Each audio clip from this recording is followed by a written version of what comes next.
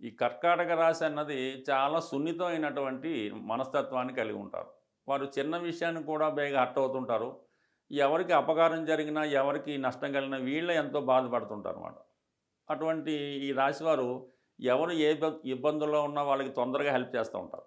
కానీ వీళ్ళకి కష్టం వచ్చినా, వీళ్ళకి నష్టం వచ్చినా కూడా ఎవరు ఆదుకునేవారు సాధారణంగా కనబడరు.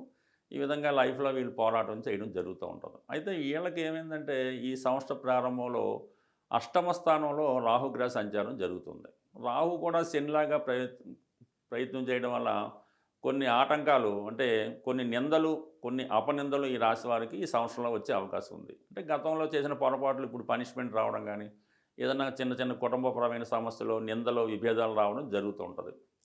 అయితే కుటుంబ స్థానంలో ఉన్నటువంటి కేతువు కూడా ఈ రాశి వారికి వీళ్ళు ఉన్నది ఉన్నట్టు యథార్థంగా మాట్లాడడం వల్ల కుటుంబ సభ్యుల మధ్య కూడా కొద్దిపాటి విభేదాలు రావడం కానీ, కుటుంబ సభ్యుల మధ్య కొంత స్ప్లిట్టు అంటే ఒకళ్ళు పడక విడిపోవడం కానీ లాంటివి జరిగే అవకాశం ఉంది.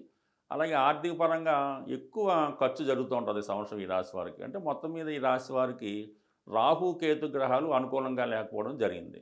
ఆ కారణం వల్ల ఏంటి వీళ్ళు కంపల్సరీగా ఈ సంవత్సరంలో ఈ రాహు, కేతు సంబంధించిన పరిహారం చేసుకుంటే కొంత బావుంటుంది. ముఖ్యంగా ఏంటంటే ఈ రాశి వారికి గురువు శుభగ్రహంగా ఉంటాడు.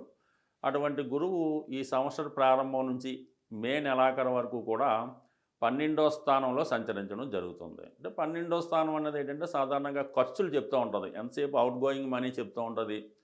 అందువలన ఏంటంటే ఈ గురువు 12వ స్థానంలో ఉండడం వల్ల ఎక్కువగా సంతానం యొక్క అభివృద్ధి కొరకు, వారి చదువు కొరకు ఎక్కువ ఖర్చు అవ్వడం జరుగుతుంటది. ఒక విధంగా చెప్పాలంటే ఈ సంవత్సరం మీరు పెద్దవారై ఉంటే మీ పిల్లలకి వివాహం చేయడం గానీ,